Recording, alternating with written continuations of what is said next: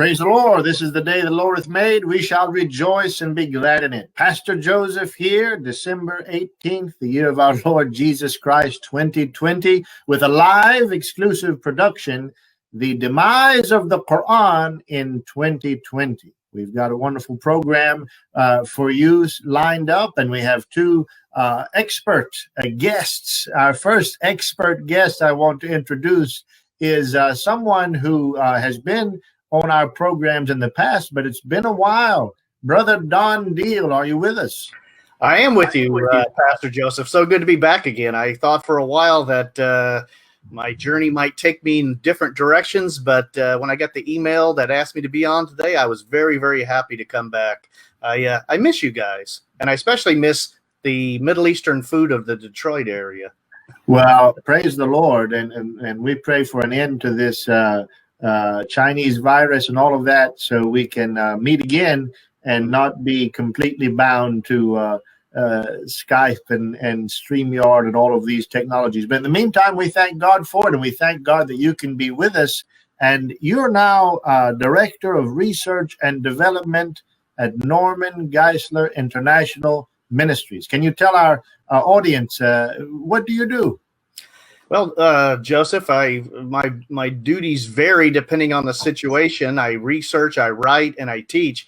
My specific title at this time is I'm the director of the 12 Points Apologetics program for Norm Geisler International Ministries. 12 Points Apologetics is a classical apologetic system where you take someone from the point where they deny that truth can even exist, and you take them through 12 logical steps that leads to the truth of Christianity. Amen. Praise the Lord. Well, that's wonderful. Well, hopefully soon we're going to be joined by Dr. J. Smith. But before we do, perhaps Brother Don. Oh, there he is, Dr. J. Smith. Welcome, brother. How are you? Praise the Lord. So glad. Just in time. 9 o'clock tonight. I've got the wrong hours, so sorry I'm a little late. You came on at exactly the right time. I was just wanting to introduce you, and now that you're here, I can. I think our viewers are well familiar with Dr. J. Smith. He has been on a lot of our programs, and I think at the cutting edge of research and study in Islam, the Qur'an especially, and the emerging research in the recent years that is well, should we say, deconstructing the traditional view, or at least that which the Muslims put forth of the holy, perfect, inspired Quran that has only have one Arabic version that has been kept and guarded by Allah. Dr. Smith, would you like to say anything else by way of introduction? No, I think you've done a good job. Thanks so much, Moses. Well, thank God for you and for both of you. And I've been looking forward to our program tonight. I know many are. So, Dr. Smith, this idea, the demise of the Quran in 2020, some might say this is a rather grandiose claim. Can you kind of give us a synopsis of the overarching argument that can bring forth such a claim before we get into the details? Yeah, I think to understand that, you need to know what the claims are to begin with, what the claims about the Quran are. And of course, I assume that everybody that's watching knows what Muslims have said about the Quran. The book, this is it right here, this little blue book that seems insignificant and small, yet for every Muslim, this is an internal revelation. This is a uncreated book. So therefore, it has always existed. It never was created. It has never been written. It has no human intervention. The Quran makes that claim itself. You will find this in chapter 85, verse 22 of the Quran. And since the Quran makes that claim, Muslims have no other choice but to repeat it. And that's probably the difficulty right now. But it goes beyond that. It doesn't just make that claim. In chapter 15, so let's just start before that. Chapter 10, verse 15, and in chapter 18, verse 27, it makes the claim, the Quran itself makes the claim that it cannot be changed at all. It is impossible to change the Quran. Now, what Muslims have done today is to take those injunctions that are there in chapter 85, verse 22, in chapter 10, verse 15, and in chapter 18, verse 27, and they have moved that way beyond what I think the original authors of the Quran intended. I think the original author's intention was that it cannot have any human intervention. What Muslims are saying today is that there's not one letter or not one word could be changed. No, it doesn't say that in the verse. But every Muslim cleric that I've been listening to since I was knee-high to a grasshopper, and certainly the ones that you have heard, have made that statement that Dr. Yasir Qadhi has many times. Dr. Yasir Qadhi, the one that is at the center of this whole controversy this year, has often said that there has not been one word, not one letter that has been changed in the last 1400 years since it was revealed down to Muhammad via the angel Gabriel, or Jibril as they know it, between 610 and 632. And then on top of that, there's one more verse, and that's chapter 15, verse 9. In chapter 15, verse 9, it says very clearly that Allah himself will guard it from being changed. So the reason why it cannot be changed is because Allah himself will guard it. With that kind of injunction, can you see the problem for the Muslims today, or for the last 1400 years? It's not that Muslims are making this claim. It's not that they're trying to one-up us as Christians. It's not that they're trying to look at the Bible and say that their Quran is better than our Bible. It's the Quran itself that makes these claims. So put yourself in their shoes and you can see the dilemma for them. Thank God our Bible doesn't make that kind of claim. There is no such thing in the Bible that says that this is a uncreated book, or that this has been eternal, or this book is eternally preserved on some tablets that are in heaven. No Christian would even think to say that, because the Bible doesn't say that. This book is written by men. We know that.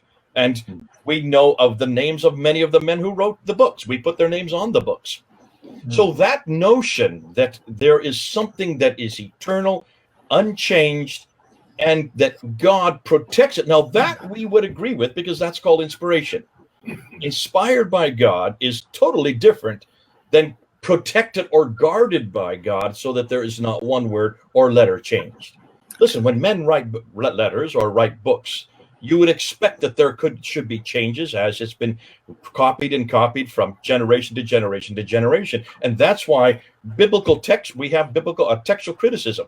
Biblical textual criticism is based on the notion that there will be changes. Therefore, you've got to find as many manuscripts as you can, and you compare the thousands of manuscripts we have. Goodness sakes, we have about 5,300 Greek manuscripts, 10,000 Latin Vulgates, 9,000 in other languages. You add that up, that's about 24,000 manuscripts. With that treasure trove of manuscript evidence, we can pretty well do a comparison between all these. Listen, not just those. We have 19,011 different languages. We can compare language with language and language with language. And that's the beauty of the Bible. The Bible, we know pretty much what the original was just because of the enormous amount of source material that we can go to do a comparison. The Quran doesn't have that. The Quran doesn't have that kind of manuscript evidence. I remember for many years now, when I did a debate with Dr. Shabid Ali back in 2014, we were only talking about 6 manuscripts. The Topkapi, the Samarkand, the Ma'il, the Petropolitanus, the Husseini, and the Sana'a manuscript. That's it. Just 6 manuscripts versus 24,000. Can you see the problem for the Quran?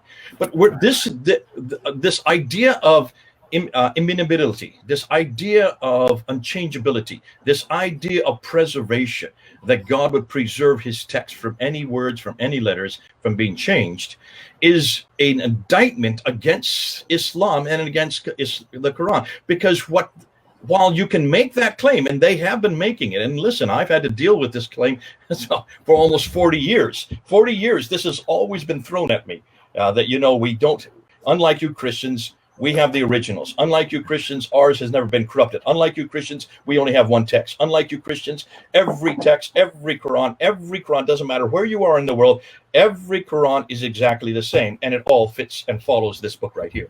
This is the Quran they're talking about. This is the Quran they're talking about. Here's the problem. What Quran is this? And what are these right here? Look at these right here. Those are Qurans too, aren't they? And they're all in Arabic, are they not? Yes, they are. This is in Arabic. Those are all in Arabic. There's 9 different Qur'ans that I have right here that you can buy on the internet. These I got here in the United States. These came from Illinois. I just picked them up in July. Every one of these is different. Not one of them is the same. Not one of them is like this one here, which is the canonized text that was chosen in 1924. This is the Hafs text, chosen in 1924, written by a man whose name was Hafs, who died in 796. That's 144 years after Muhammad. Hold on a minute. How can you have a book written 144 years after Muhammad himself and yet claim that that is the text that Muhammad knew? Because Muhammad had been long dead for 144 years. Did Hafs ever live? Did Hafs ever know Muhammad? Did he ever listen to Muhammad? Did he ever hear the revelation or recitation of Muhammad? Did he ever know Jibril? Absolutely not. And that's the problem. This book was chosen and it doesn't even come from Arabia. It doesn't come from Mecca or Medina. It comes from Kufa in Iraq. Ooh, can you see why we're making and why this has just exploded? Because this was not known, I imagine, by you or anybody else. I mean, Dean, did you know this before? Based on an email that I got from Jay Smith, yes. Did I talk about this before? No, not until recently. We did talk about it, but not to you guys. Yeah. We never brought this up on ABN. We never brought this up on Trinity. We actually knew about this way back in 2016. And it all came to the fore because of one lady. Her name is Hatun Tash, who's only 5'2". A little minuscule lady named who is 5'2", whose name is Hatun Tash. Have you heard that name before? I saw the video. You're going to hear it. Her name is going to go down in history as the woman that started the demise of the Quran. And the reason why is because she was brought up a Muslim all her life. She is the daughter of an imam. She is one of a Turkish citizen. She grew up in Istanbul. She has always been told that there is only one Quran. She has always been told by her father, who is a well-known imam there in Iraq, that there is no difference between the Quran we have in the hand today and that which was revealed to Muhammad and that which exists in heaven and that which was canonized by Uthman in 652. Which is what we've always heard. Am I correct? That's what we've always been told. Yeah. Until she went down to a bookstore in North Africa. She was part of our team. We were up on the ladder. I was training her to get ready for all kinds of other things. And what we were doing back then, we were not confronting the Quran. We were confronting mostly Muhammad. We were confronting everything but this, because we didn't really know that this was a problem, because we didn't even know that these existed. Because I had been told when my studies, back when I was doing my seminary degree, that these are known as Qira'at, and these Qira'at were all dumped into the Nile in 1924. But anyway, she was there in North Africa, and she was doing some training of some people there. And of course, she needed to get a Quran. She needed to get an Arabic Quran. Now, she doesn't speak Arabic herself. She's Turkish. So she went into the bookstore there in this city. I won't tell you the name of the city. And she asked the guy behind the counter, "Could you please give me a Quran in Arabic?" And the guy said, "Well, which one did you like?" And she said, "What do you mean, which one would I like? There's only one Quran." He says, "Well, we have here Qalun, we have Warsh, and we have Ibn Kathir, and we have Ibn Amir." And he started listing about 6 different Qurans, including the Hafs, the one here. And he says, "Which one of these do you want?" Well, she said, "Give me all of them." And so she brought them back to London and showed them to me, and I just started laughing. I had no idea that these Qurans still existed. I thought that they'd all been destroyed. I thought that they'd all been thrown away. I thought, believing in my idiocy and my naivety, I assumed that the Muslims had taken care of this back in 1924. Here we were in 2013, 90 years later, almost 90 years later, and they still hadn't taken care of these. And I said, "Well, how many more can you find?" Well, I went up on, we went up and we looked to see how many there should be, and we came across this list here. Now, you can get this list. It's on Wikipedia. You go up to Wikipedia and just put Qira'at, Qira''at. Just write that on Wikipedia, and you will get this list here. And this is the list of all the different Qurans that are considered to be authoritative today. All right? And the first 7 are these 7 right here. These are the major 7. This is Nafi from Medina, Ibn Kathir from Mecca, Abu Amr from Basra, Ibn Amir from Damascus, Asim from Kufa, Hamza from Kufa, Al-Kisai from Kufa. You know, it's 3 from Kufa, 1 from Basra, 1 from Damascus, and 2 from Mecca and Medina. 7 of them. These are the By the way, original Dr. 7. Smith, I'm sorry. Just so the 7, do you think in their Wikipedia or whoever is giving them these sources, you think they're taking a cue from the Hadith? There are 7 ways that the Quran is recited. No. You think that's where they're getting that 7 from? No. Yeah. Where do they get these from? Yeah. Those 7 were chosen by a guy named Ibn Mujahid in 936. That's the 10th century. Ibn Mujahid was a scholar who was living up there in Baghdad. Let me cover. I have to say what is today called Baghdad, because Yasir Qadhi really hammered me saying, how you don't even know the name of these cities. Listen, if I use the word Ctesiphon, do you know what I'm talking about? Would you know what Ctesiphon means? Is that Turkey? No. See, No, there's it's in Iraq. It's in Iraq, isn't it? Ctesiphon is the archaic name for Baghdad. Baghdad. Yeah, that's right. That's So, right. I should know. I'm not going to say, if I sit and say in Ctesiphon is where these guys were, no one's going to understand what I'm saying. If I say Fustat, do you know what I'm talking about? No. You should. Fustat? Fustat. It's No. the archaic name for Cairo. No, I didn't know.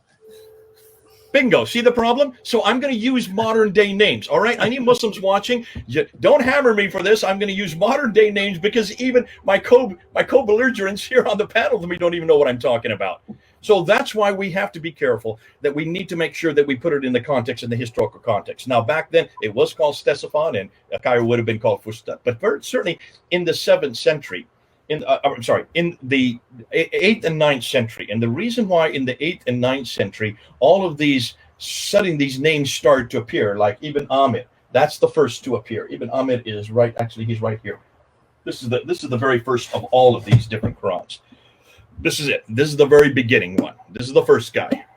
To answer your question, this is the first one. His name is Ibn Amir, but look at his date, 736. When did Muhammad die? 632? 632. So did he know Muhammad? No. No, he didn't. Did he even write his Quran in the same century that Muhammad lived? No, he didn't. And he is the very first.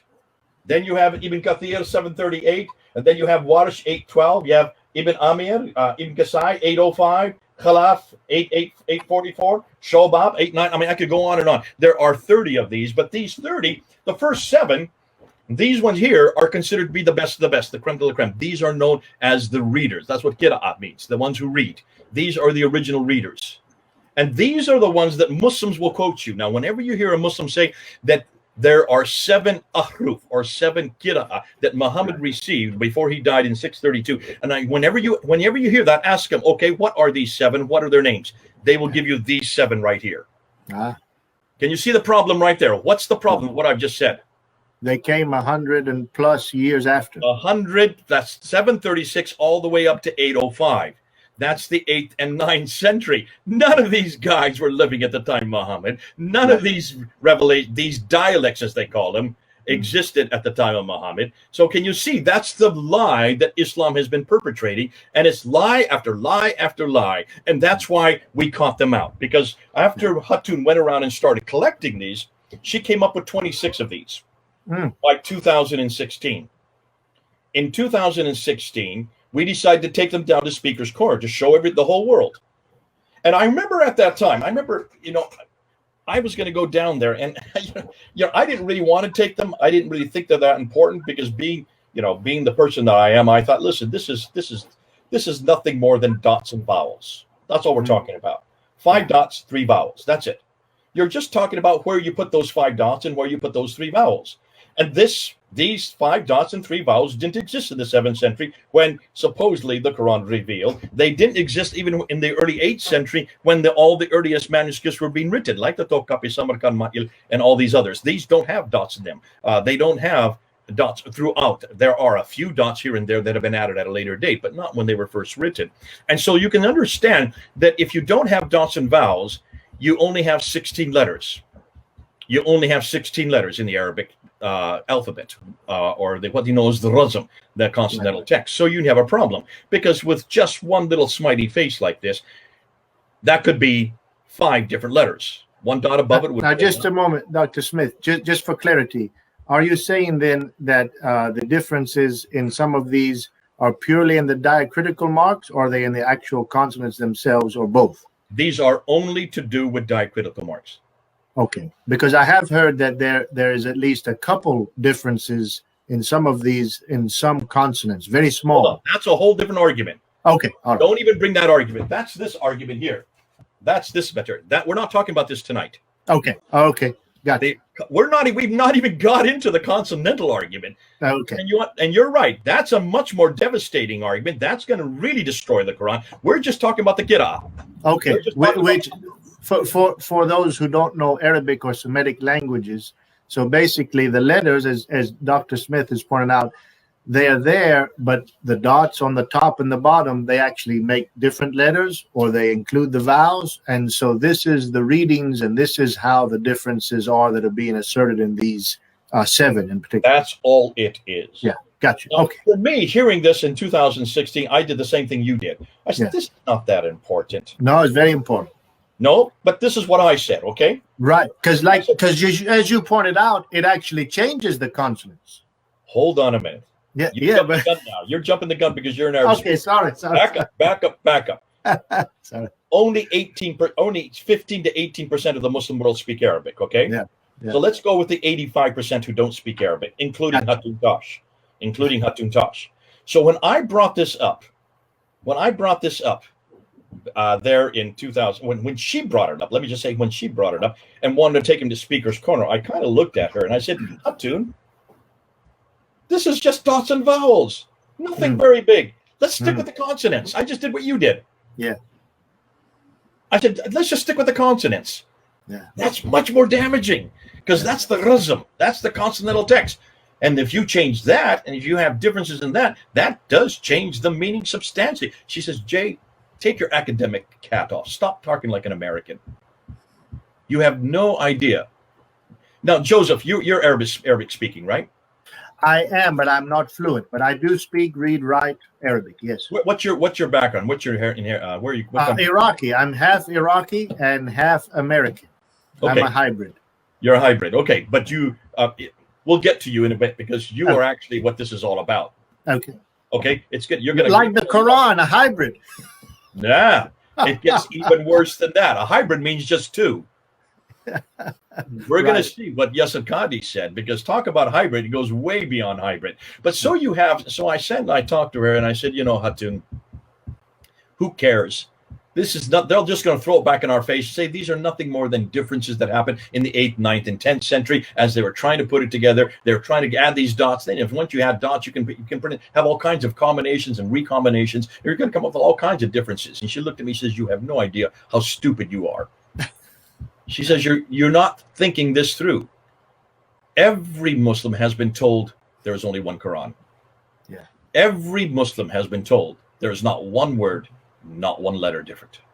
Right. Every Muslim has been told if there was one word or one letter, that means man has interfered. Man has intervened. It no longer is preserved. It no longer is inimitable. It no longer can be eternal. It no longer can be uncreated. And more than that, you are now saying that Allah cannot control his own word and that Allah is unable to guard it. That's what we need to show the world, she said. That's what we need to show the world. So I was skeptical when I took these down to Speaker's Corner. I was really kind of skeptical. We did it. She needed my voice because I've got a loud voice. And so we got up on the ladder and we held them up. Tuk, tuk, tuk, tuk, tuk, tuk, tuk. And boy, did we get a reaction. You can go see it. I mean, it's up on Fander Films. Go up and take a look. And I re-put it up there again already. 50,000 people have watched it. When we put those up there, little did we know. Well, we did know that Muhammad Hijab was standing right there watching this. He was right there in the crowd. He's 6'6" or 6'8". I don't know how tall he is, but he's very tall. And so when he's on the ground and I'm on the ladder, his head is next to mine. That's how tall he is. And he was there. You can see him. He's there filming me. But he immediately leaves the crowd, goes back outside the crowd, and then tells all the Muslims to leave us, to come away, to come to him. You can see him say, come here, don't listen to them. Don't watch what they're showing you, and don't listen to what they're saying, is what he's saying.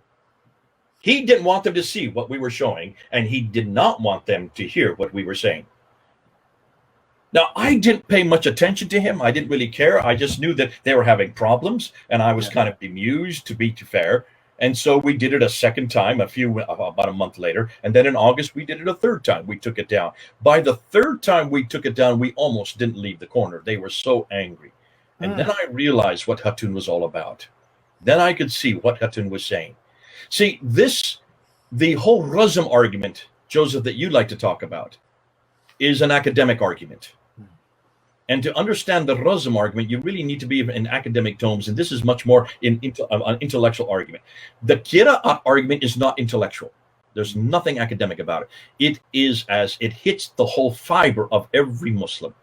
It's at the base of it's at the very foundation of their beliefs, because it suggests that God's holy word is no longer God's, it is man's.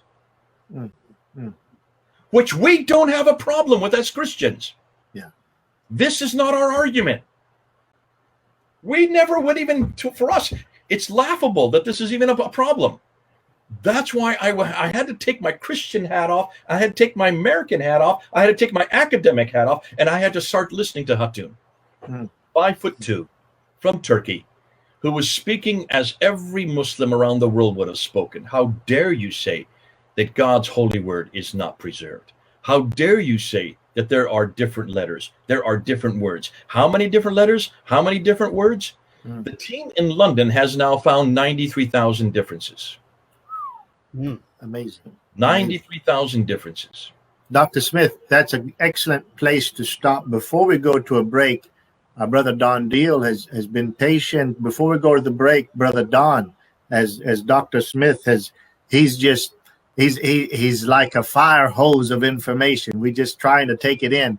But brother Don, from your position and in apologetics in general, what's at stake here? I mean, I can get it. I'm in the field. I do know Arabic. I'm hearing what's being said. It's extremely important. But for our average viewer, some of whom which are just laymen, they really don't know the argument. Some do, some don't.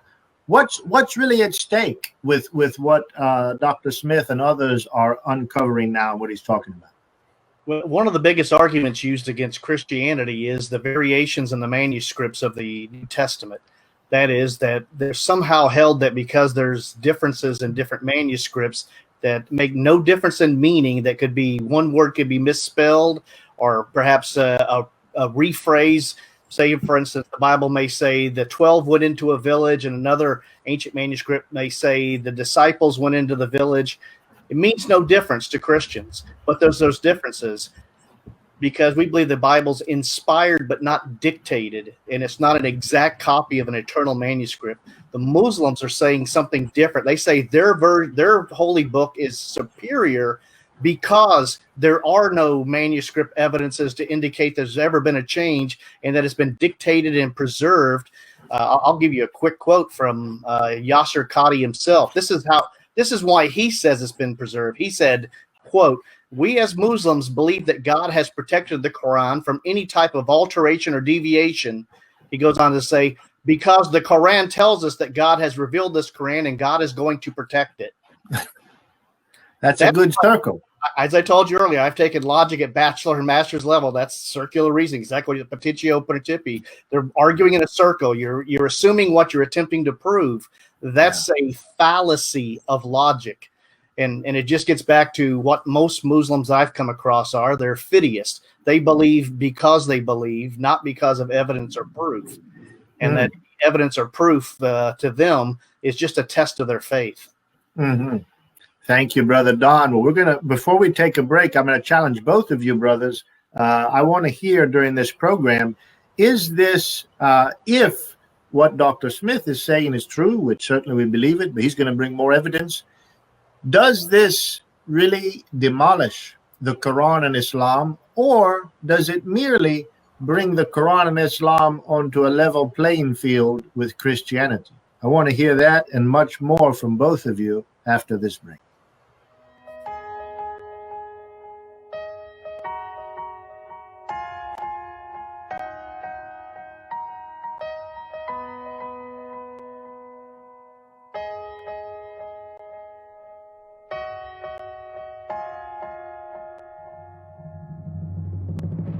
If you'd like to support ABN's ministry, you can give us a call at 248-416-1300, or you can visit our website at www.abnsat.com.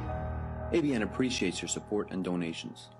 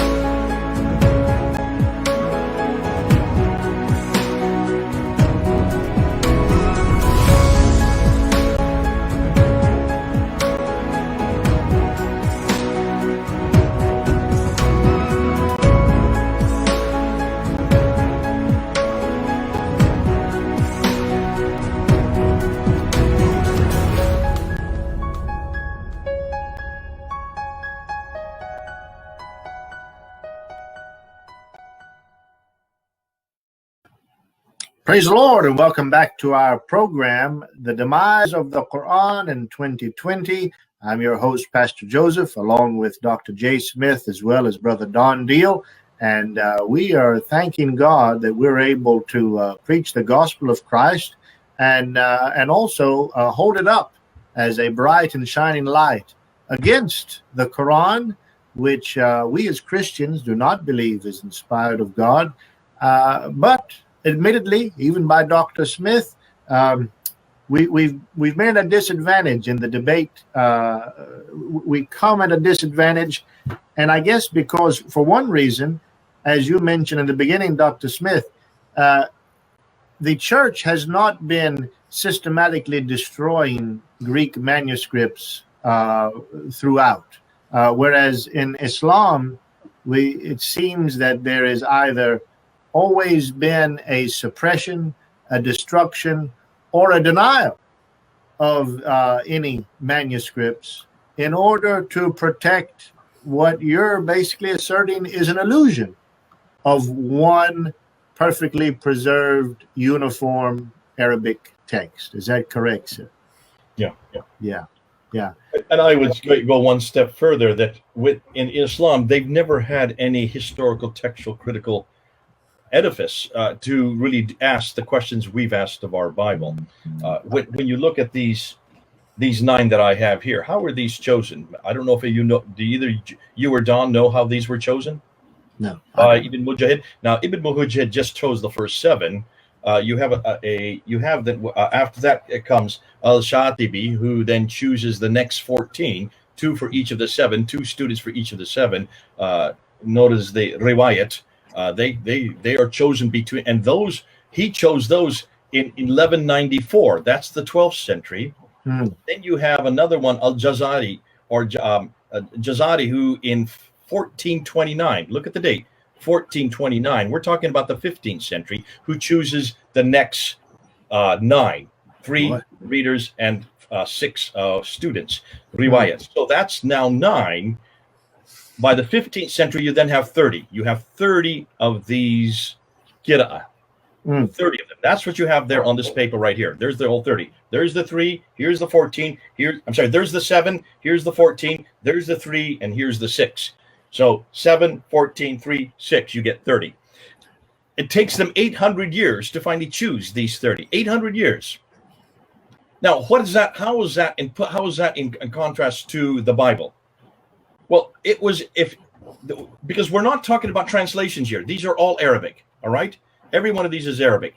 It's as if I were to tell you that we now, by the 9th century AD, we have chosen 30 different Greek Bibles. Every one of them is different. 30 different Greek Bibles and another 30 different Hebrew Old Testaments. Do you see what the problem we would have? Yeah. Now, Dr. Smith, here's a good point for clarification, again, for the layperson. Brother Don Deal, who will one day be a doctor, we believe, as he's studying for his PhD. He mentioned earlier kind of a generic example of, well, one manuscript of the Greek in the Bible would say the 12. Another manuscript say the disciples. Well, for Christians, we don't have a problem as talking about the same thing. Certainly, we believe that originally there was one, and we hold to that inerrancy. Now, could you help people understand with the Quran and these different readings?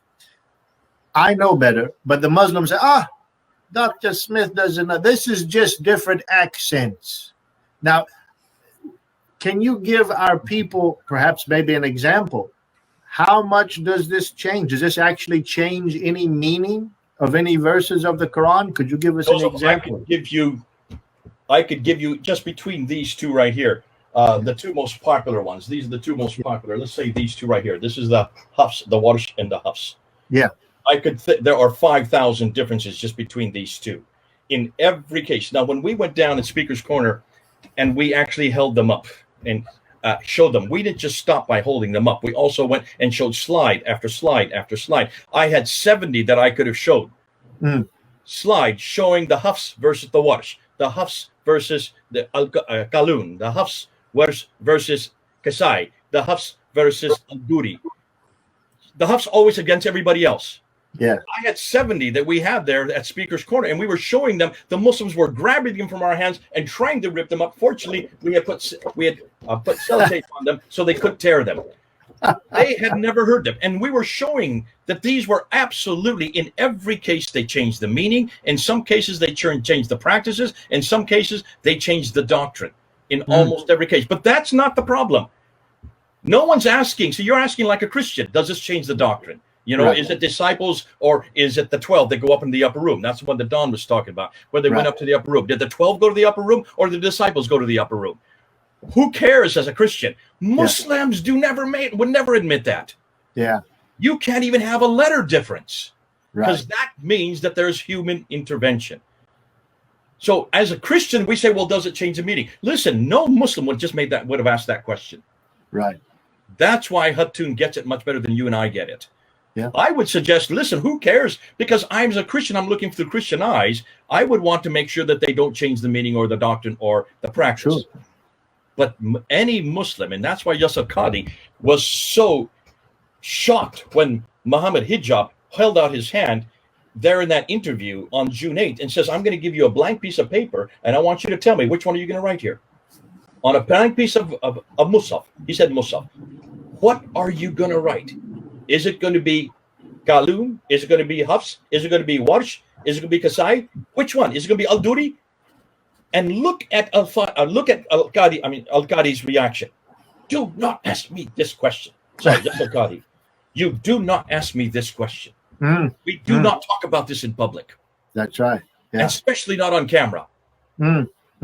And Muhammad Hijab, who had been in the crowd 4 years earlier and was calling all the Muslims to come to him, now was going to the world authority on this very issue. The one person that should know the answer, the one person who got his PhD at Yale University in 1995 on this very issue.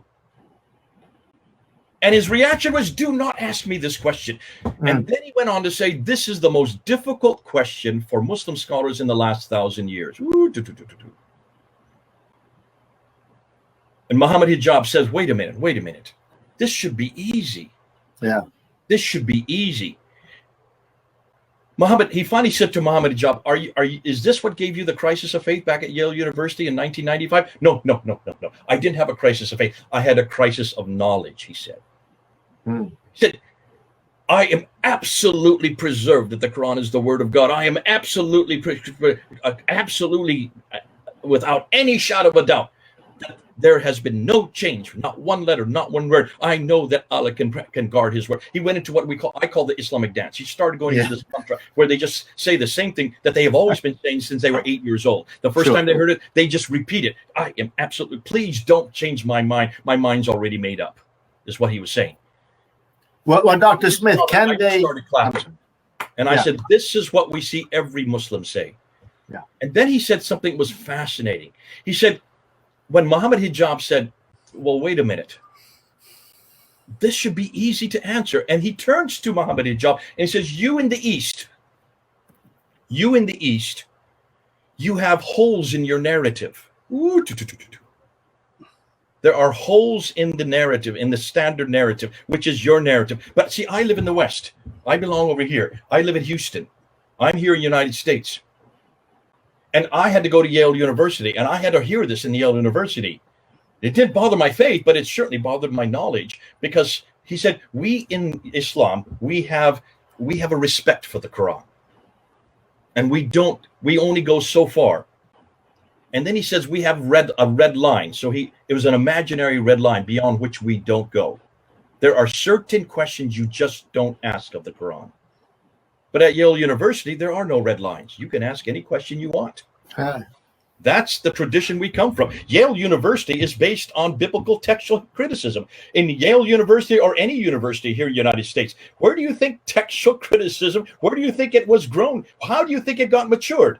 On the Bible. Where do you think source criticism got matured? On the Bible. Where do you think redacted criticism was matured? On the Bible. Every one of what we know as historical criticism has done all their work, basically weren't introduced or invented on the Bible. They were matured on the Bible. And that's why we have Yale universities and Harvard universities and all kinds of other universities. Why do you think so many people come to the United States to go to our universities? Why is it that they are the best in the world? Because we do not have red lines.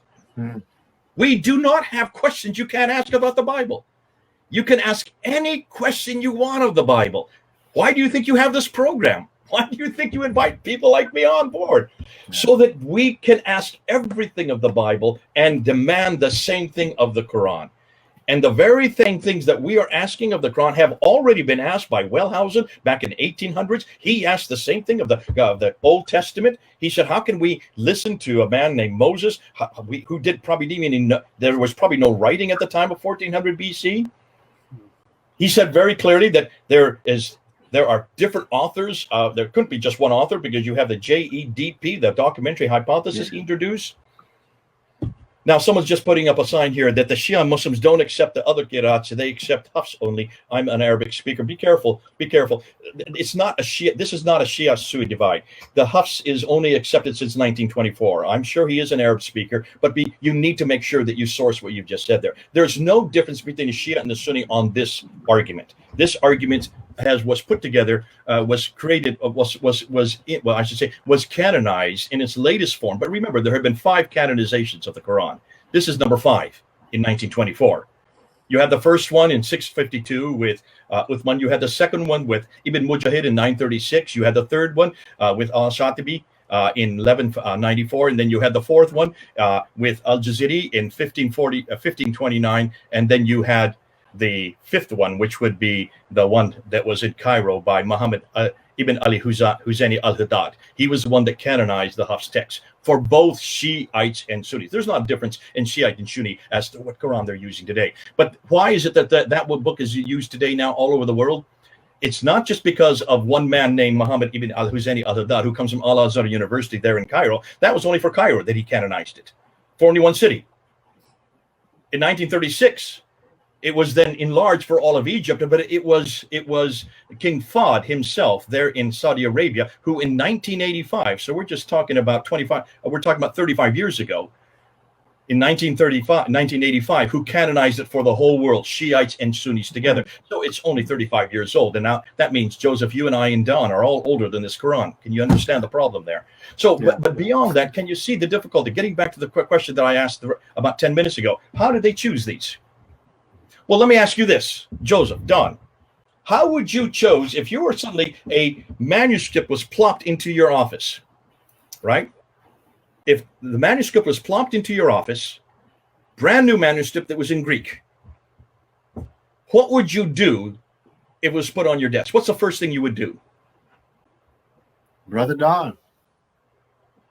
Language expert, because though I've studied Greek at a basic level in seminary, I'm not an expert. I would not know how to read it properly. Or I would get a thesaurus or a dictionary, language dictionary and look up the words and attempt a basic understanding, but I would have no idea. No. Back up, Don. Forget about that. What's the first thing you would do? Make sure it's authentic. Is that what You you would asked? open it up, would you not? Oh, of course. Yeah, sure. Open it. Bingo. Not one of these was opened. Oh. I'm going to show you how idiotic this is. The first thing you would do if you were a biblical textual criticist is you would open up and read the script, right? Right. Regardless if you speak Greek or not, then you would find then next you would go to the Greek scholar and say, is this the same script as the Sinaiticus or the Alexandrinus or the Vaticanus, a Greek script, right? Right. But the first thing you do would at least open it up, correct? Right. How do you think all these were chosen? They're untouched. Not one of them was chosen by what they said inside. Not one of them had anything to do with any word or any letter or any phrase or any verse. No one even looked inside them to see what they were writing. If I could, Joseph, there's an issue involved here for Muslims that I think that gets at the heart of this. Yeah.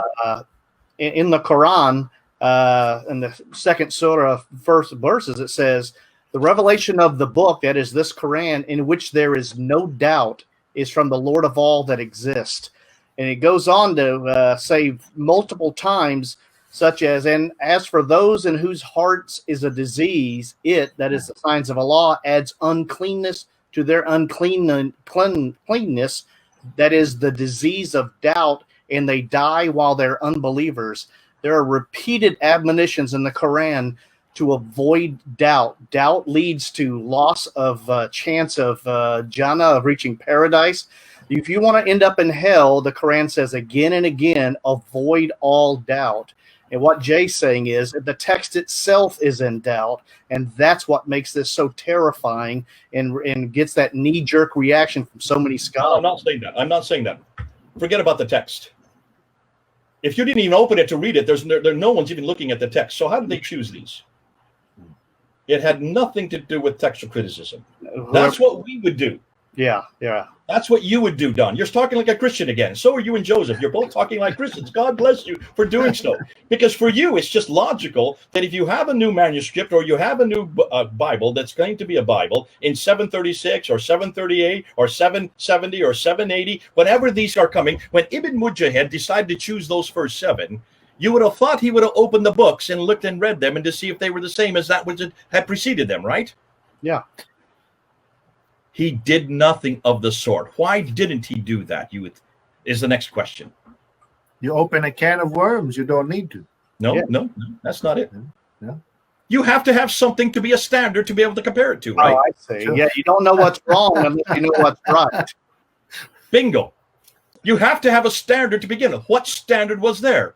There was no standard. That's the can of worms. That is a huge can of worms.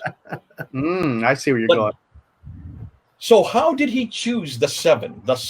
How did he choose Nafi? And how did he choose Ibn Kathir and Ibn Amr, Abu Amr, Ibn Amir, and Asim, and Hamza al-Kasai? Now, see, I didn't know this answer. So don't be upset that you don't know this answer.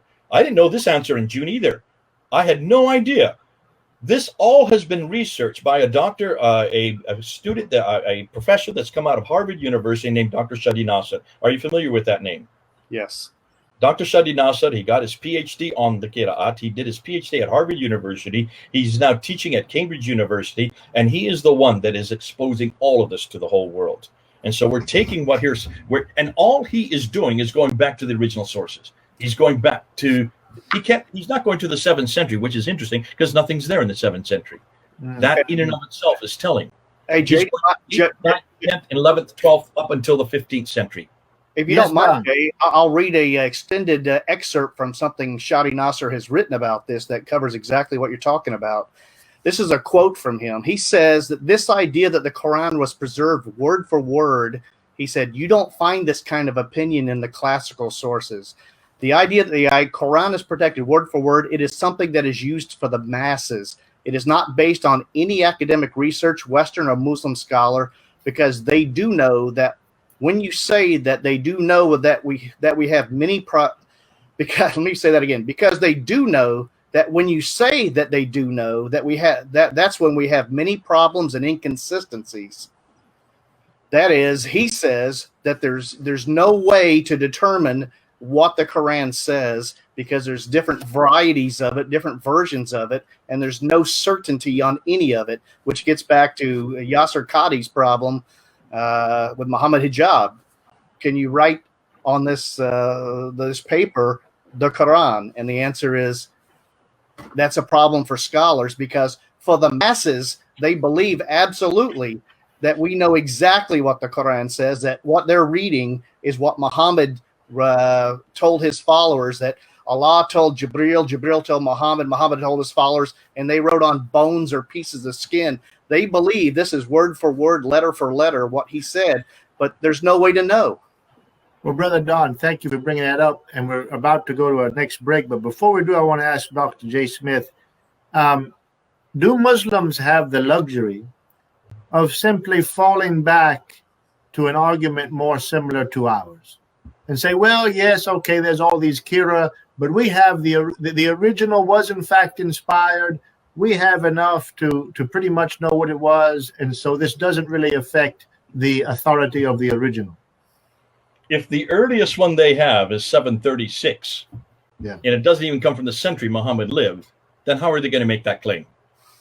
Well, of course, they could turn on us, and yeah, I mean, I think we have manuscripts from the 1st century, but that's debated. And so they can say, oh, well, you know, at best, the first biblical manuscript you have is from more than 100 years later. Exactly. And that's why we have been at the forefront of this debate for almost 200 years. We have admitted and been as transparent as you can be. That's why no Muslim, every Muslim has always said, you guys have a corrupted Bible. You've even admitted it, that there have changes. You talk about Mark chapter 16, verses 9 to 20. You talk about the Gospel of John chapter 7, verse 53 to John chapter 8, verse 11, the woman caught in adultery, that these, you even mark a line before and after to warn the reader that these verses are not found in the earliest Greek manuscript. And we're the first to admit we don't have the originals. See, we're way ahead of them. And that hasn't bothered anybody's faith. And that's why all of you keep on asking me the question, so does this change the meaning? Who cares if it changed the meaning? Of course it does. Of course it changes the meaning. But why are you even asking this question if this is eternal and cannot even have one word or one letter have mankind intervene with one change or one letter? It no longer is inimitable. It no longer is from heaven. It no longer is from Muhammad. And it certainly is not from Uthman. So how did they choose these? You still haven't answered me. How then did they choose these? If they didn't even open it and look at the words. Let's go to break. All right. Very good. Well, we're going to go to a break, and we're going to hear how they chose those. And we still have some more questions, and maybe even some viewers have some questions. We'll be right back after this break.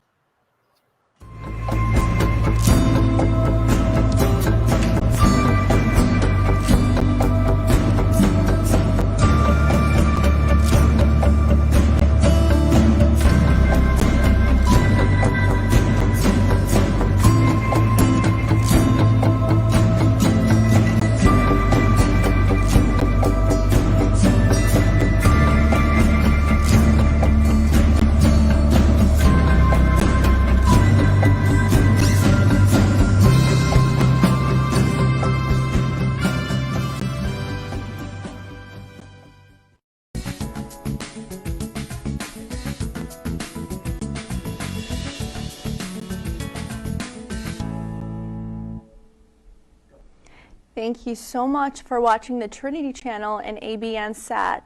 I'm an Assyrian American Christian activist. My name is Nurain Anwea, and I'm here today to tell you that we truly need your help here at the Trinity channel.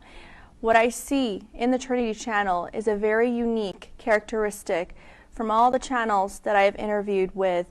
The Trinity channel and ABN SAT has a wonderful characteristic of really truly not only caring for Christianity but humanity all over the world. And we truly together have to keep them working and have to keep them alive to spread the truth of the world issues and the Christian religion and the Islamic religion and all different types of current events that they do on a daily basis.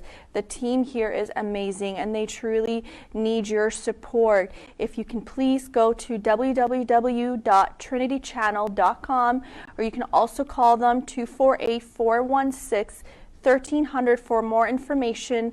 And there's also another way that you can actually contribute to this amazing channel by downloading the ABN SAT application in the Apple Store. Thank you so much for watching ABN SAT and the Trinity channel, and we truly appreciate your support because we truly together need to keep amazing channels like this one alive and active.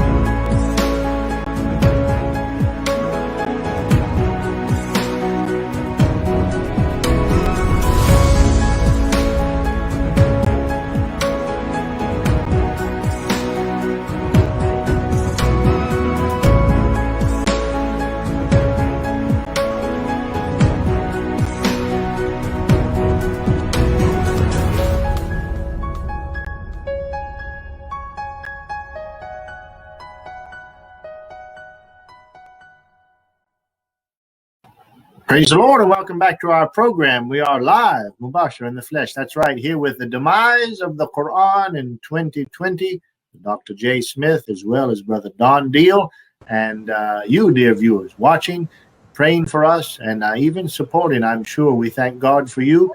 And we have another half hour in our program. There's a lot that's going to be shared. There's a few questions that I'd like to have answered if we possibly can during this half hour. One is, Brother Don Deal is working with Sharia and Islamic law in his studies. And before we get to the end, I'd like to hear if in your study and research, how, if you've seen any evidence of some of this disparity in what people are quoting, and also how that would affect Sharia, and then, of course, practice in various Muslim countries. But before we get to that, I want to ask Dr. Smith, and then I'm going to let him go back the direction he wants to go. But I want to ask him this question, because you mentioned earlier in the intro, basically, that Muslims have gone really further than the Quran has. They've overstated their case of, not one jot, not one tittle, or not one fatha, or one kasra, or diacritic. So from an apologetic standpoint, when Christian apologists are dealing with Muslims, how valuable is this if, in fact, they've gone past the Quran? Can they not fall back on the Quran, as you mentioned in Surah 85, verse 22? It's inscribed in this tablet, eternal tablet, and so, the low mahfuz in heaven, that is never changed.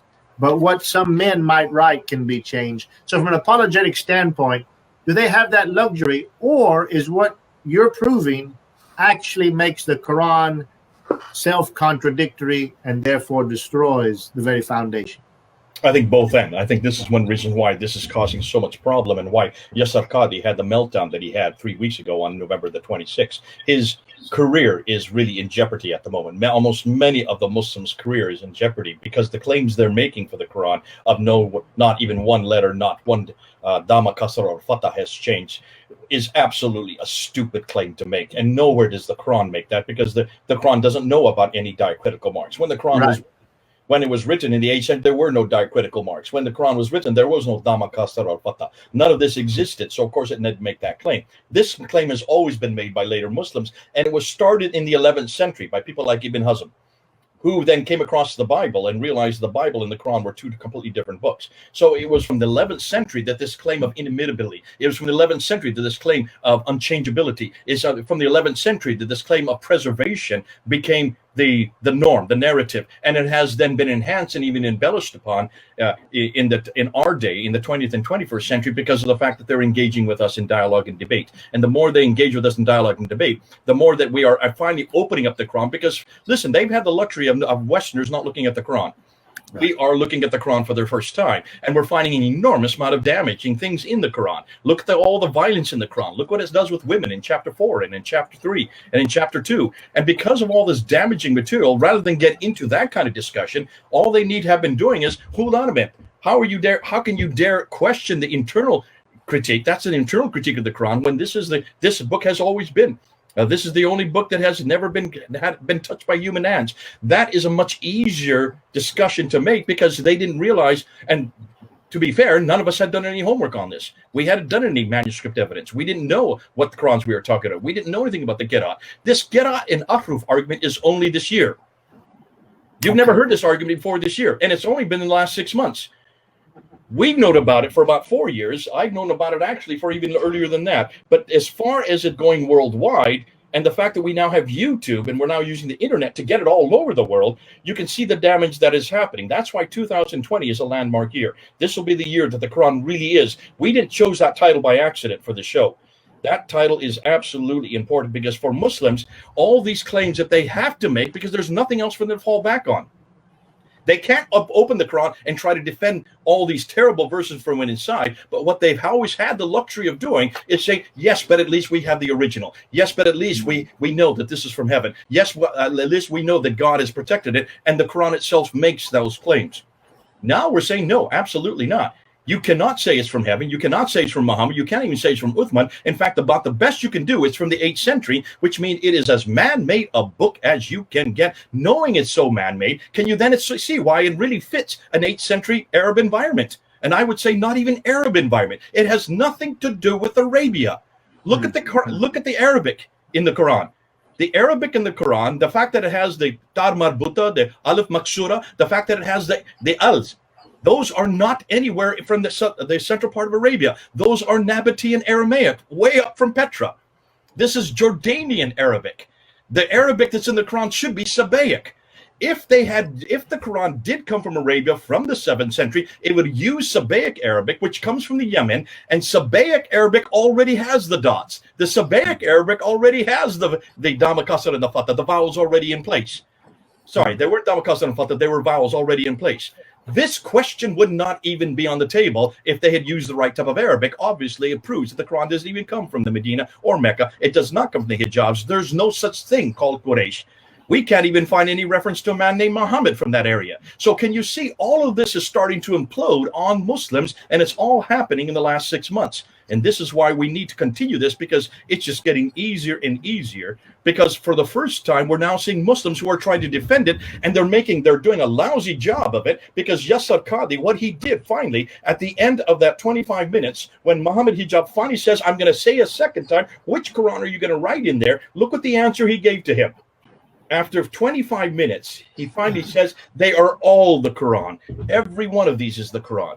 A little bit of this, a little bit of that. You put in some hafs, you put in some wars, you put in some al-duri, and you just mix them around. You get all 93,000 differences, and that's the Quran. And I just started clapping. And I said, exactly. Proving that it is not from God, it is not from Muhammad, it is from Warish, it is from Ibn Amir, it is from Kalum, it is from all of these names. That means everybody, there has not just been 30, because these 30 were chosen from 700. 700 different Qurans. Can you then understand why in 1924, in the high schools there in Cairo, they had a dilemma? Because if you have 30 different answers on standardized testing for high school students, what are you going to do when you have 30 different answers for the same question? They needed one answer. They needed one Quran that they could go back to. That's why they had to go to Muhammad ibn al-Husayni al-Haddad, and they went to Al-Azhar University and said, you of all people, can you please choose one of them so we can have standardized tests? That's the whole reason the Quran was canonized for high school students in one city in 1924. Now, have you heard this before? No. Sounds like Uthman. Telling the whole world this. Yeah. Well, they've been hiding it, obviously. And Don Deal, Dr. Smith has already alluded to this and more or less let the cat out of the bag, but maybe you can give our viewers a succinct understanding, drawing together what he's already presented. Let's say I'm a Muslim apologist and I'm hearing this, and then going back to Dr.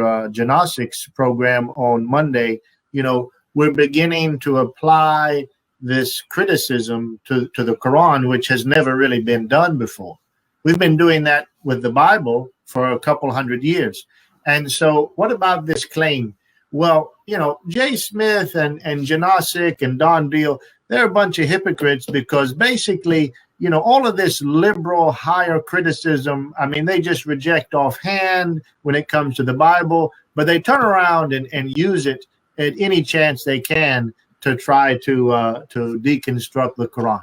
So can you help our viewers understand the problem there?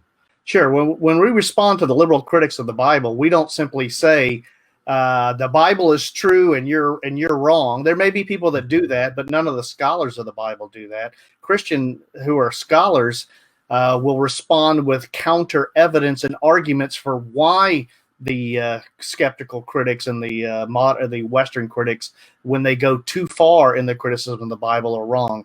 The same two people can look at the same evidence. You can look at the different manuscripts and see the slight variations. And one scholar is going to say, this proves that there's no original. And another one will say, by determining the locations and dates of when these these manuscripts originated, we can trace back the original wording of that verse or that sentence, and we can find out, we can discover through the same tools you're using and come to an understanding of the original wording of it. So two different scholars from two different backgrounds will look at the same evidence in different ways.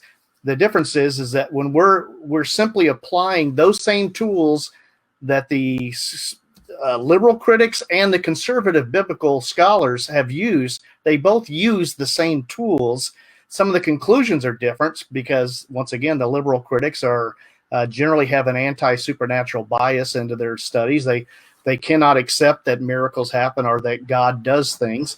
We're not denying that God does things and that God can act and speak. And when we do criticism of the Quran, we're simply applying the same objective tools that to the Quran that we've used. We don't have a red line in biblical scholarship that we don't cross, because we don't have to have this false idea of certainty or damnation in the Christian faith, whereas the Islamic faith is much more prone to have a sort of false certainty, a kind of face that they have to show in public in order to convince others that they're really certain of what they say. So the tools apply equally in both directions. And when the conservative Christian scholars disagree with the liberal scholars, they don't simply fall back onto the Bible says so.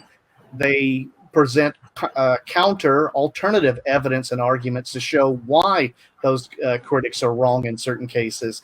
That's all we're asking the Muslims to do, is provide the counter evidence for why, when we criticize and find evidence for mistakes or problems or contradictions, we're just asking them, using objective material, not simply your faith, but something we can all look at and examine, level the playing field and let us look at the same way and present your arguments for why what we think we see is wrong.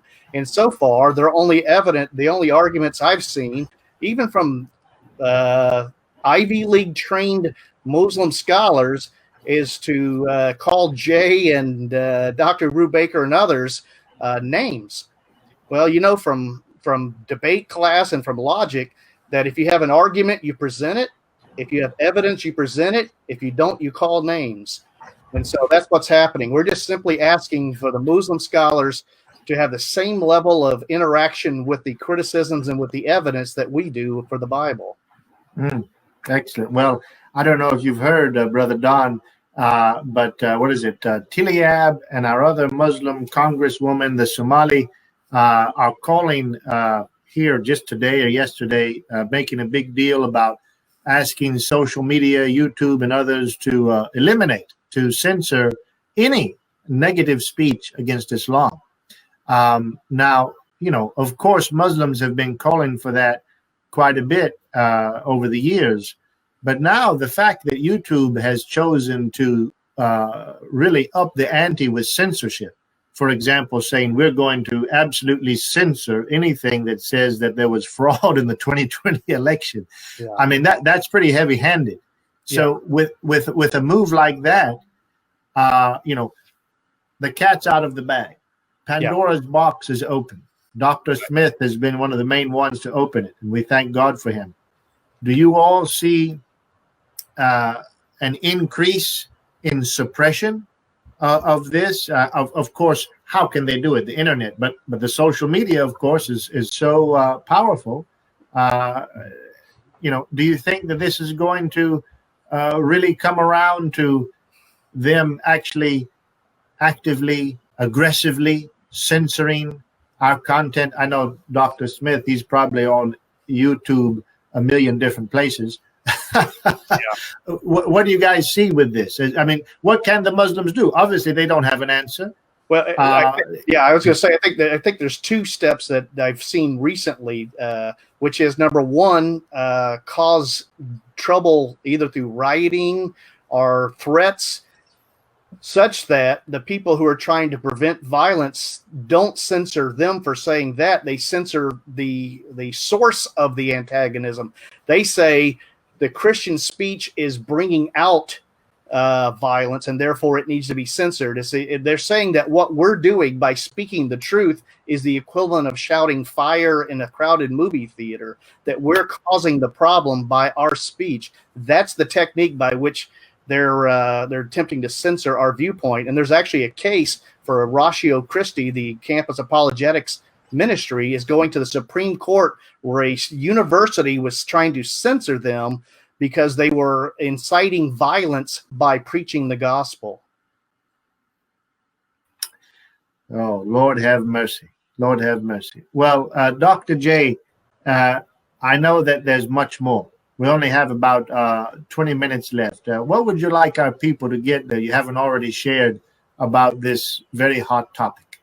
Well, listen, we're just scratching it, and there's not enough time in 20 minutes to unpack everything we know. I'm not going to do that. But just bounce off on what you both are saying. Let's be careful we don't get too depressed because of all this, what you're saying. Listen, right now we are not censored. So why in the world don't we use the freedoms we do have to make sure this gets out and get it out full force? I'm getting on as many channels. I'm getting on as many platforms. So far, I have not been censored, but I'll tell you why I'm not censored. I don't get censored like David Wood gets censored or Hatun Tash gets censored, because I don't mock. That's the first thing. And that's what we must be careful. Do not do mocking. Do not sit there. And for heaven's sakes, do not use material that is going to be, that would border hate speech. Don't get into that type of paradigm. Secondly, this kind of material, if it is historical criticism, if for perchance we do get censored, if we do get taken to court, let's do the same thing that Geert Wilders did when he was taken to court with his movie Fitna. He was taken to court there in Holland because he showed 5 verses from the Qur'an and showed the violence that was supported by all these 5 verses. What did he do in court? He just brought these 5 verses back into the court, and he brought experts to exegete these verses. Within 1 week, it was not he that was on trial, it was the Qur'an on trial. So make sure that we use this material even when we're being censored. Let's go back and just say, what is it they're censoring? Let's just show you again what we did before, and you get a second platform. But more than that, you'll get a much broader platform. This will bring down Islam. Islam is absolutely dependent on censorship. There is only one religion in the world that has phobe next to it.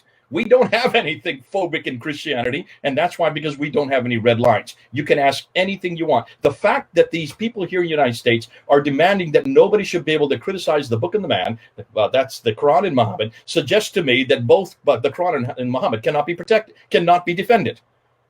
If they need that kind of defense, that you have to censor us from even critiquing it, thank God you can say anything you want about the Bible. In fact, we encourage people to criticize the Bible. And you can say anything about Jesus Christ. Criticize him left, right, and center. He's been criticized for 2,000 years. Jesus takes the criticism. The Bible has already passed every test. That's the reason why we don't even need a word like phobic. We allow everybody we don't even introduce any red lines. Now, because of that, Let's stop talking and bemoaning the fact that this is all getting bad. Let's just keep on hammering away and hammering away and hammering away. And that's the thing that we need to do. And I hope your people are listening. Please don't sit there and wring your hands. It's not that bad. And let's make sure it doesn't get any worse. Let's make sure that we get the material out there. Let's make sure that we get certainly get this information into the public sphere. And then remember that we as Christians are the only ones that really should be doing this, because we're the only ones that can have the antidote. Mm-hmm. We're the only ones that have the alternative. Amen.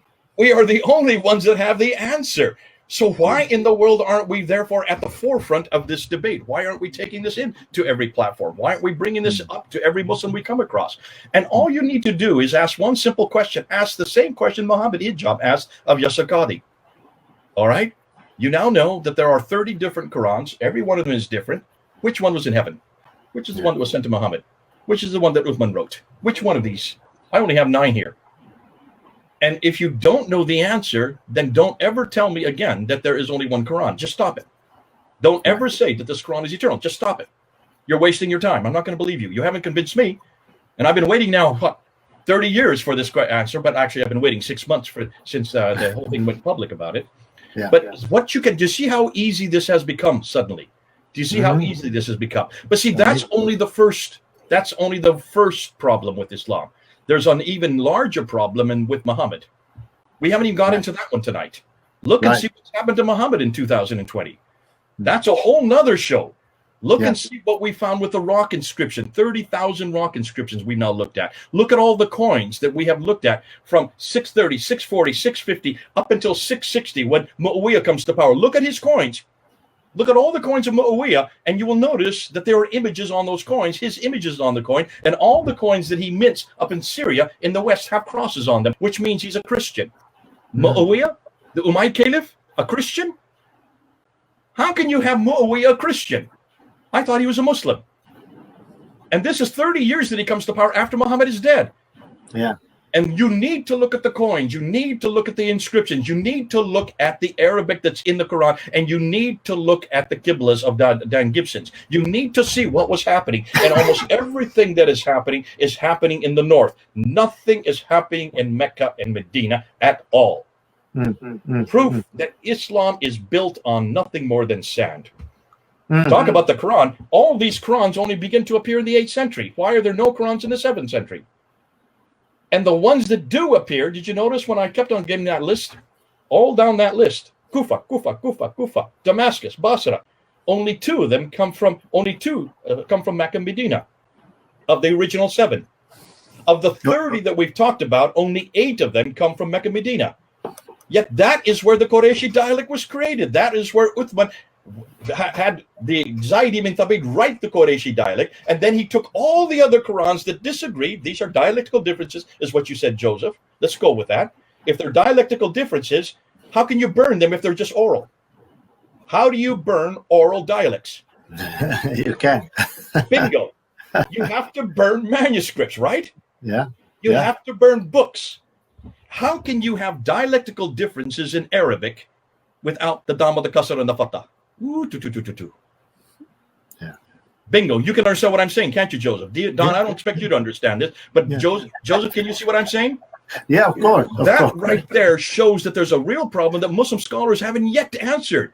Now take that on board and see what you're going to run with that. So obviously, if this is correct, there was a man named Uthman. Listen, we can't find any reference to anybody called Abu Bakr, anybody called Umar, anybody called Uthman, or anybody called Ali from the 7th century who is a caliph. Not one reference, not one inscription refers to them. Now, Dr. Smith, real quickly, I'm not bringing this up because I believe it, but because you and I actually did a program, maybe, 2-3 years ago. You remember when this manuscript suddenly shows up in London? And Birmingham Folio. Yeah. Oh, this is from the time of Muhammad. This is from just decades from the time, maybe 20 years from the time of Muhammad. So if I'm a Muslim listening to our programs, we say, well, what about that? Doesn't that prove something? Do we have any information further on that? Or okay, let's go through that real quickly. Yeah. Joseph, what do you know about the Birmingham Folio? How big is it? Not much. I remember this, though. I remember there's no diacritical, there were diacritical marks, and I asked you if there wasn't diacritical marks in Arabic at that time, why does it have it on there? I remember that. There are no diacritical marks. It is just Razam. All right. How big is it? It's about 33 verses, just 2 folios, front and back of 2 pages, right? Okay. And what surahs do they include? 18, 19, and 20. Are there 30 verses in 18, 19, and 20? No, let's go. This is just a fraction of even 18, 19, and 20. And what are the stories in those on those 2 folios? The story of the 7 sleepers, is that Quranic? I mean, yes, it is. But is that Islamic? No, it comes before. That is from the 2nd century and the 3rd century. The story of Jacob the Lesser, is that Islamic? No, that's from the 4th century. The story of Moses, is that Islamic? No, that comes from the Bible itself. That comes from 3400 BC. Even the stories that are in those folios is nothing to do with Muhammad, nothing to do with Islam. It's all pre-Islamic. Am I correct? Well, yeah, the information, yeah. All right, now just stop. So they did carbon dating on it, and the date that they got was 568 to 645. 568 is 2 years before Muhammad was born, right? Yeah. Right. 645 is 7 years before the Quran was canonized by Uthman in 652. Do you see a problem there? Yeah, right. Right, it would be too early. Too early. And if you take the median date, which is the most accurate date, that would make it 610. But did the Quran even exist in 610? No, that's the first of Revelation. Did these 3 chapters exist in 610? No. No, but they did possibly exist, because when you're talking about carbon dating, you're only talking about the parchment. You're talking about the material it's written on, and you're talking about the animal, because remember, these are vellum and this is parchment. These are animal skins. You're talking about when the animal died. That's what carbon dates. It does not date the ink. So I will run with that, and I say, yes, the carbon dating is that. If you want to talk about accuracy, let's do carbon dating. Let's look at the Sana manuscript. The Sana manuscript has also been carbon dated. The Sana manuscript is an even older manuscript, and it was carbon dated not just in the London laboratory. It was also carbon dated in Kiel in Germany. It was also carbon dated in Zurich in Switzerland, and it was also carbon dated in France. 4 different countries, all in Europe, all carbon dated, and look at the dates they got from that. When they did the carbon dating on the Sana manuscript, those dates went from 400 AD up until 550. That means all the dates for the Sana manuscript predate Muhammad, predate Islam, predate the Quran, predate everything we know about Islam. If you want to go with carbon dating, then you're going to have to say the Sana manuscript actually existed either 50 to 200 years before Islam. Do you want to run with that? Do you want to go with that? Be careful about carbon dating. Number 2. This is not the Quran. The obvious thing is that this is not the Quran. These are Arabic writings, verses of stories that came apocryphal or after the Gospels. What do you think the Quran is made of? It is made up of story after story after story. These are apocryphal writings. The story of Jacob of Edessa is there in chapter 18. The story of Dual Qarnayn is also there in chapter 18. We have stories in chapter 19. It's full of stories of Jesus and Mary, and these are coming from these are Gnostic writings. These are stories about his infancy. Isn't that interesting? The infancy gospel of Thomas, written in the 2nd century. So these are all stories that have been borrowed right, left, and center. And look and see where they were borrowed. They were not borrowed down in the south, because there were no Jews living in Mecca and Medina. That's another big misnomer. History has proven that there were no Jews that early, that far south. But they were all written. If you look and see where these stories existed, way up in Iraq. That's your background. That's why I said we'd come to Iraq later in the show. Now I'm showing you. These all come from Hira, which is today called Kufa, which is just southwest of Baghdad, which used to be Ctesiphon. Yeah. That's where these were. What is in Kufa? What was in Hira? That's where the seminaries were for the Jews and the Christians. And these Arabs who were there having these discussions with the Jews and Christians, no wonder they were borrowing these material, because they were borrowing these apocryphal writings, and they were borrowing these sectarian writings. That's why these writings that all existed in Iraq are the ones that made it into the Quran. But these writings couldn't have been there in the Quran if they were down in the south. That's what Dr. John Wansborough said back in the 1970s, with his 2 books called Quranic Studies and Sectarian Milieu. So we've known about this for over 50 years.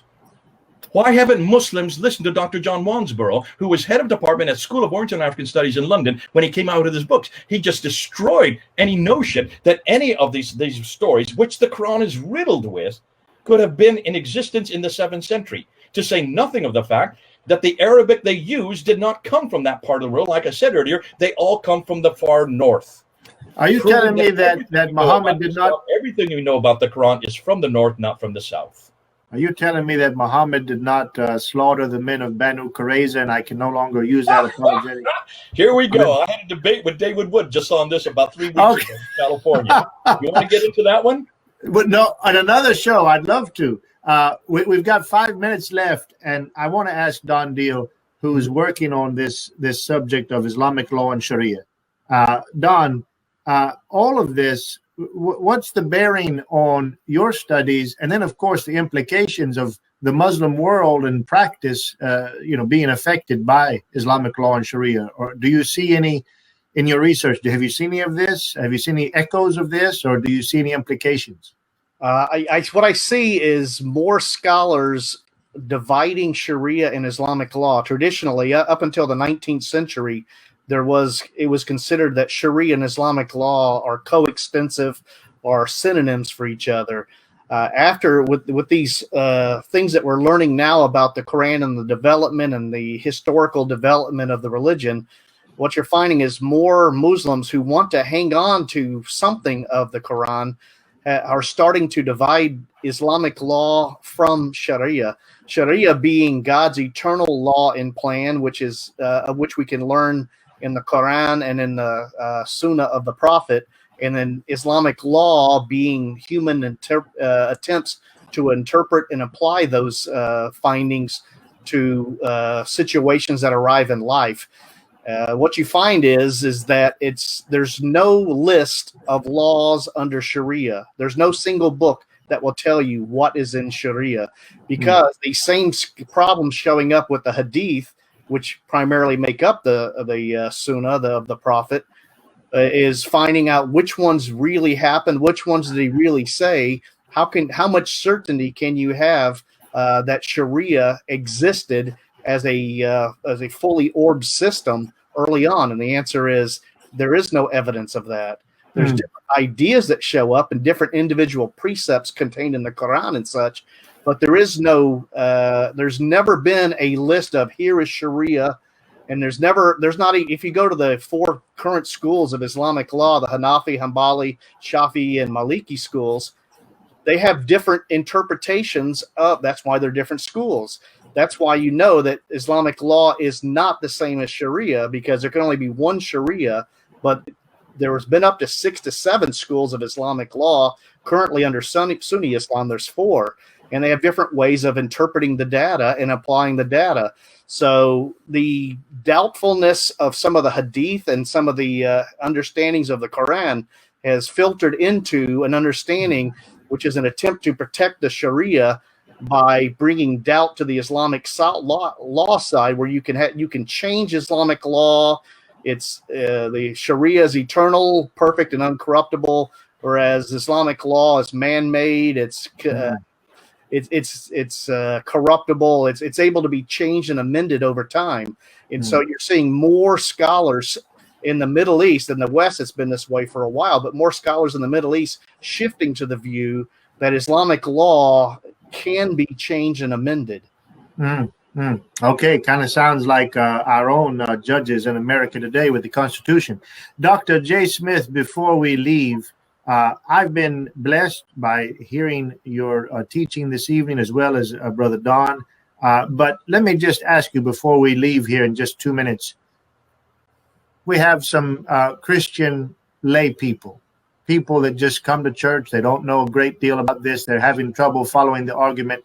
From all that you've said, what would be the takeaway for our average Christian who actually wants to minister to a Muslim? Can he be encouraged, or is there anything here that he could use? Or how would you encourage them in praying and sharing Christ with Muslims through these findings? Yeah, listen, before I answer that question, let me just say one thing there. I do want to say that almost all this material, there's an awful lot of new. We haven't even answered yet how they chose this. I was hoping we'd get to that. We haven't had time to do that, because I still want you to find out how they chose these 30. you're not going to be you're going to be gobsmacked when you find out. Let's do another show. Let's do another show. Another show on that. But if anybody wants to know this material, we are teaching it now in California. We have a master's degree on all of this material. We have 5 teachers, 5 professors. Dr. Janel Janazik is one of them that you had on, I think, on Monday. And if you are interested, you can either go for a master's degree. It is completely accredited now. It is a 36-unit course. You can take it for audit, or you can take it for personal improvement. For a lot of your people who don't want to get a master's degree, they just want to take this material for personal improvement. All of it is done by Zoom webinar, doing what we're doing right now. It comes right to your house. You don't even have to leave the comfort of your own office or your own library. And so we will come to you, and then, of course, it will all be done by those of us, the professors, who will be teaching you week by week by week by week by week. If you want to find out about it, you need to write info, I-N-F-O, at ves.edu. That's info at ves.edu. Now, as far as the takeaway, Joseph, I think the biggest thing here is for an awful lot of people, I don't expect them to learn everything that we've said tonight. There's too much material. Much of it probably went all over the head. What I would say to people who are the lay people who are watching this program, when you meet a Muslim now, any time that they say that the Bible has been corrupted, that the Bible does not have any of its originals, and that the Bible has been accreted, deleted, you name it, just turn right to them and say, oh, and what about your Qur'ans? What about your 30 official Qur'ans that exist today? What about the 93,000 differences that you have between these 30 Qur'ans? What about the fact that not one of these comes from the century that Muhammad came? And you have your originals? Can you show me where the original one is? Can you show me where is this ubiquitous Qur'an that Uthman suddenly created in 652 and sent to 5 cities? Where is it? Just one. Show me one manuscript. There's 114 surahs that is exactly like this book, this Qur'an that I have in my hand today. This one here, the Hafs. Word for word, letter for letter, the same. Bingo. Look how easy that is. See how easy we made it? I never had this kind of argument. I had never had this kind of defense, even 2 years ago. Oh, even 6 months ago. In the last 6 months, we have made it easier for everybody. Because now you don't even have to prove it. You can just ask the questions. Remember, the best defense is a good offense. For the first time now, Islam has always said that we cannot argue for our scriptures because we are arguing from silence. That has always been the biggest argument. You have no originals, you have no manuscripts. The earliest manuscripts are the Sinaiticus from the 4th century. You're just arguing from silence. Now, for the first time, we're saying you're arguing from silence. Gotcha. In fact, your silence is so definitely it's breaking all the sound barriers and is causing people like Yasir Qadhi to have meltdowns like he did in November 26. If the best in the world cannot even answer a blogger in front of 400,000 people what to write on that book, what to write on that empty page, that proves to me that your Quran is written by man. It is riddled with change. It has been changed and changed and changed, accreted and deleted, and finally was canonized in 1924, 96 years ago, and finally made official in 1985, which makes me older than your Quran. Now, can you see how easy it is to say that? And that's why I say for anybody who's listening, you don't even have to know Arabic to make this argument. You don't even have to look and open any of these to see the differences. We've made it as easy as possible. And it's not we that have made it. It's Yasir Qadhi that's made it. It's these Islamic scholars that have made it, because they have all been basically all their arguments are based on a lie. A lie that we don't have to make for the Bible. Which means now that every Muslim knows that the Quran is nothing more than man-made book full of errors, then why don't you come on home? Come on home to the Bible. The real book, the only book, which has passed every one of these tests, and it is full of truth and the relevancy of Jesus Christ in the New Testament. He is as relevant today as any day. He is as relevant today as he was the day he came to earth, and the 33 years he lived on earth. That's why come on home to Jesus Christ. Come on home to the Bible. Come on home to the gospel. That is good news.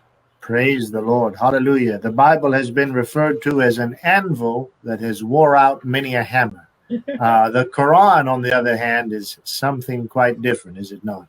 It's sinking sand.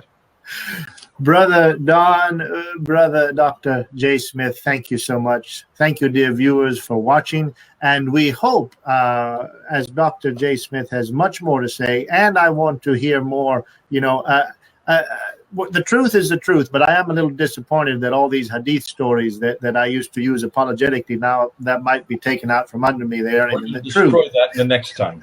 we'll do that next time. Until then, good night and God bless.